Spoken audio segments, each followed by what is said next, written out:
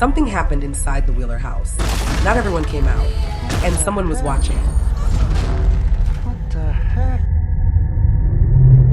Holly was in her room when the demagogue entered and tried to seize her. The creature managed to tear off one of her shoes, but the girl clung to the bed and escaped. She ran down the hallway in panic until she reached the bathroom, where her mother was preparing for bed and music was playing. Holly cried out, saying there was a monster in the house. Her mother tried to soothe her, saying it was just a nightmare. But as she hugged her, she felt something wet. In Holly's mother, she realized her hand was covered in blood. The lights began flickering, revealing the creature crawling through the walls. Meanwhile, Mike and Nancy were rushing toward the house, already aware of the creature's hiding place. The demagogue smashed down the bathroom door to find the mother and daughter they had hidden. It checked the closet first, then the shower. It crept toward the foam-filled bathtub when it couldn't find them. Making a guess, it said, "You could be in there." Nancy's father, a neighbor, appeared just as the creature was about to dip its claws into the water.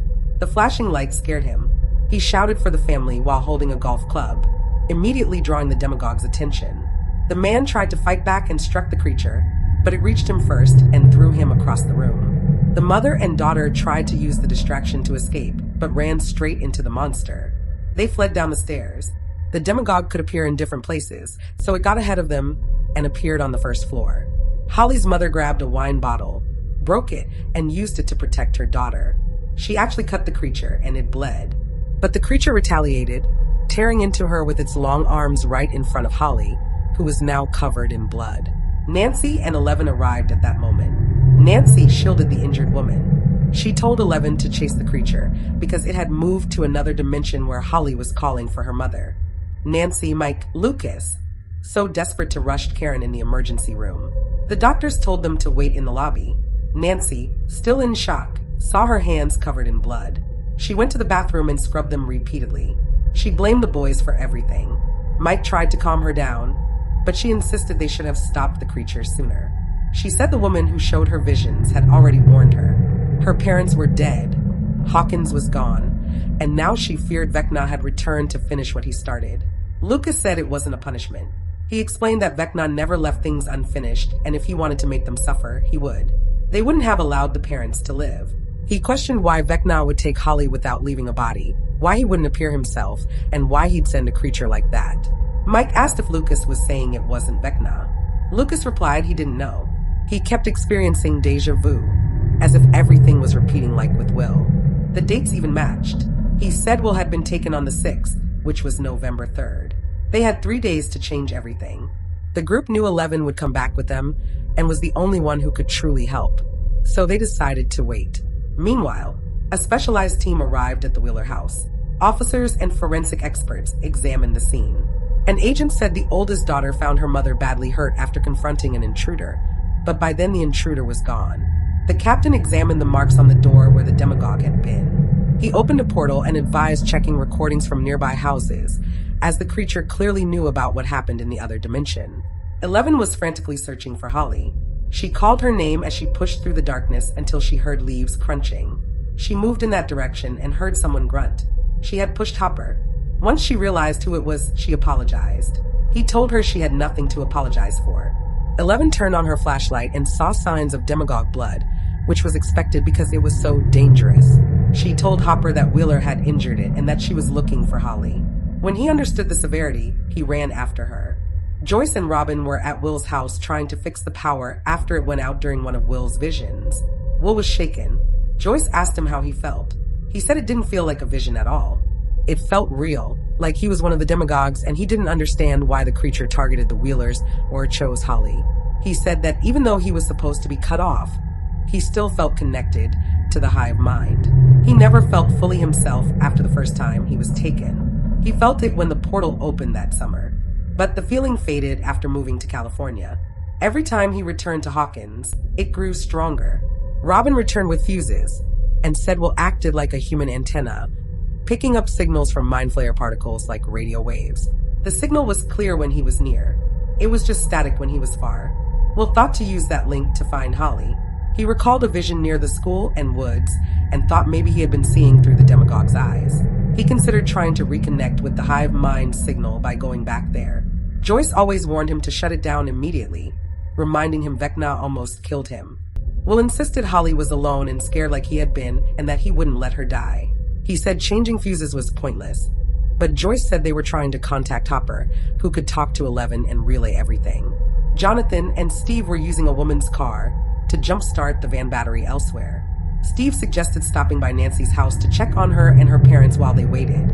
Jonathan insisted they stick to the plan to find the G1 zone and contact Hopper, 11, and Holly. Steve said they could at least leave flowers at the hospital, which angered Jonathan. Jonathan accused Steve of always trying to get Nancy's attention. Steve said he was just concerned about a friend. Since Jonathan returned from California, he had been unsettled and dragging Nancy down with him. As they argued, Dustin appeared, dragging his bike and badly hurt. Hopper and 11 continued searching in the other dimension. He wondered how 11 got to the Wheeler house initially. She said Nancy drove them there, which angered him. He said she shouldn't have revealed herself like that. He assured her they could find her. She couldn't use the tunnels.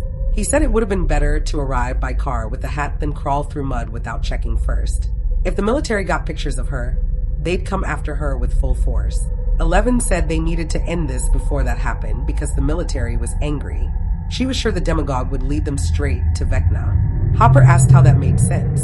She said she was searching for Holly. They couldn't find Vecna either. It was as if they were both in a place beyond her powers. She thought that was probably where Holly was too. Hopper kept warning how dangerous this was, but 11 found more demagogue blood, indicating the creature was slowing down. They could still catch it if they moved fast. Lucas visited the hospital to see Max and inform her of their situation. No one knew where 11, Hopper, or Holly were, and their group was falling apart. He wished he had better news, but said they needed everyone ready for what was coming. He said if she was going to wake up, now was the time because the final fight was near. That same day, Mike was getting coffee for himself and Nancy as he walked down a hallway with the kids. He saw a book titled A Wrinkle in Time, which made him think of something. Nancy approached and asked Nancy if she had ever heard of someone named Mr. What.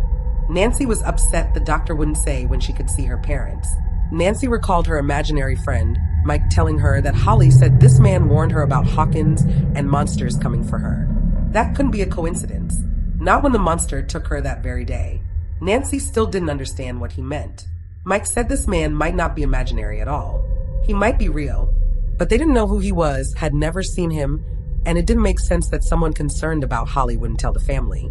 He said if this man really existed, he might be the only one who could explain why Holly was taken, and where they had taken her. Nancy said she should distract the doctors and receptionists to sneak in and see her mom. She was the only one who might know about this strange Mr. What. Steve and Dustin argued in the car on the way to the G1 zone because Dustin had disappeared at a crucial moment and returned hurt. Steve suspected Andy and his friends had attacked Dustin. Jonathan told them to be quiet, so he could try to get a radio signal. They continued arguing anyway. Jonathan finally lost patience and yelled at them to be quiet, hoping to calm things. Dustin joked they sounded like best friends. Steve liked that idea in this case. Joyce was still trying to get a signal at home, but couldn't. Robin noticed the flux capacitor light flickering again. She took Will's hand and told him it wasn't a big deal. She wanted to talk. She thought Joyce's plan was foolish, but didn't say so. They had checked the G1 zone 5 times, and even if they found Hopper, Holly was still missing. She suggested using the antenna in Will's head, an accidental link to the hive mind. She wanted to use the interdimensional creature's signal to find Holly and kill it. She said Joyce would freak out, and she was right. It was dangerous, but everything they were doing was already dangerous. Will, interested, agreed, and they began working. Meanwhile, the military had already seen 11 in recent footage, despite her wearing a hat to hide. The base planned an operation to capture 11 in the other dimension after Dr. K said she was in Hawkins. Hopper fell behind, pretending to be cramped. 11 knew he was hurt when she removed his shirt and jacket. They stopped on the path so she could help him before the demagogue got too far ahead. Hopper, still hurt, found more blood drops and said the hostility didn't make sense. His girlfriend didn't take it seriously enough. He sadly told her his father once got so angry he hit him. His father put him in the army, hoping it would straighten him out. Hopper said he thought he was smarter than his bosses, even when he wasn't. He said the war showed how thin the line between bravery and stupidity is. He saw many brave people die, and it stuck with him. He thought of his daughter Sarah, the bravest person he knew because she didn't fear death. The doctors believed he could do it. He realized he was careful with 11 because he feared Vecna would take her away again. Hopper was honest about his fear of losing her and asked her to promise to always listen to him, no matter where the blood trail led. She sarcastically replied she wouldn't be a stubborn pain like him. They jumped up when they heard growls nearby.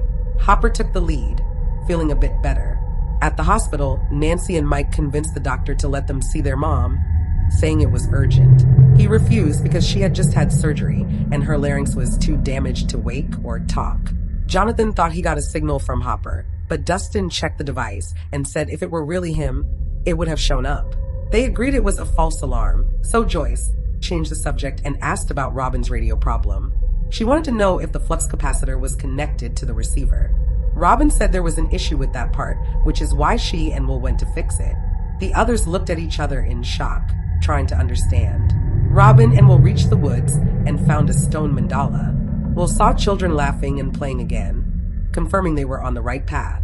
Hopper and 11 found a huge wall covered in thick hive mind-like tissue, a clear sign Holly was on the other side. The hard part was figuring out how to get through it. Nancy and Mike changed into different clothes at the hospital. He dressed like a patient. She dressed like a nurse. They saw the doctor approaching and hoped he wouldn't recognize them. They managed to get away. They finally reached their mom's room and were shocked to find her awake. She cried when she saw them. She wanted to talk, but they begged her not to in her condition. Nancy gave her a pen and notepad to write instead. Their mom said she didn't know who Mr. What was when asked. She said Holly's teacher thought the girl was talking to someone who wasn't really there. Will and Robin reached school by sunrise and began searching the playground where Will had his vision. Will realized Vecna was connected to the hive mind, like he was to his victims' minds. Will was sensing something that wasn't his. It was what Holly had seen. He panicked as he realized if he felt what Vecna felt, he was becoming him. Nancy kept questioning their mom in the hospital room. She might not know who Mr. What was, but could at least describe him. She did so perfectly. When asked if Holly mentioned any other name, she slowly wrote down Henry. When asked if he would help her friends and family, she said this man took her from school to a house, promising safety. He said he would save her friends first, then her family. And that's how this chapter ends. Just as they find a clue, the mystery of Mr. Henry What deepens. Who is he and what does he want? The real battle is only beginning.